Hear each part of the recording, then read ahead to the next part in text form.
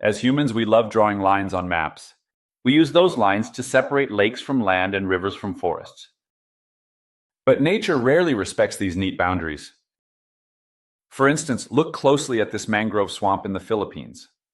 Where exactly does the land stop and water begin?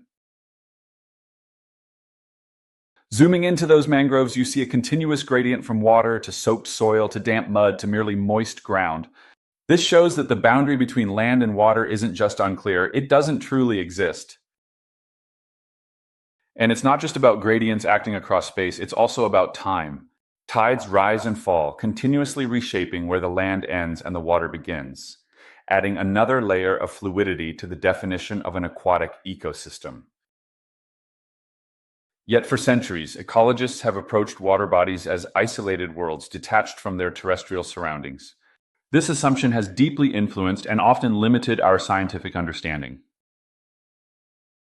In 1887, the influential natural historian Stephen Forbes wrote, "Lake organisms are as a whole remarkably isolated, closely related among themselves in all their interests, but so far independent of the land about them."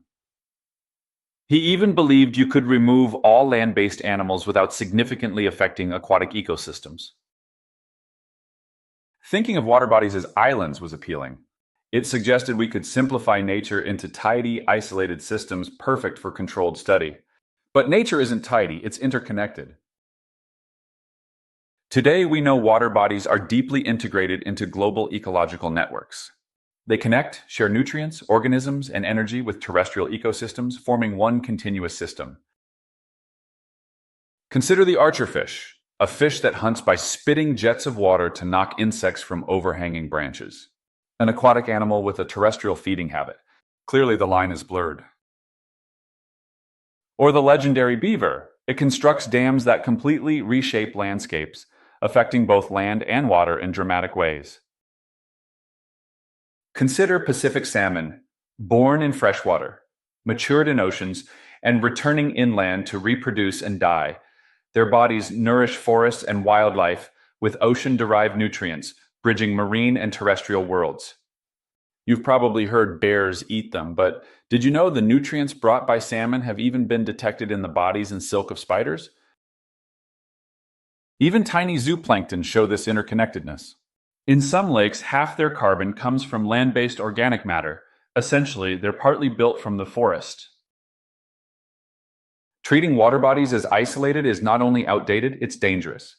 When we overlook their terrestrial connections, we miss critical impacts caused by altering upstream forests, farms, or cities. Modern ecology sees ecosystems as open systems, constantly exchanging matter, energy, and life. Water bodies don't just receive, they reflect, respond, and reshape the world around them. Perhaps it's time we stop viewing aquatic and terrestrial as separate worlds at all. Nature doesn't follow neat categories.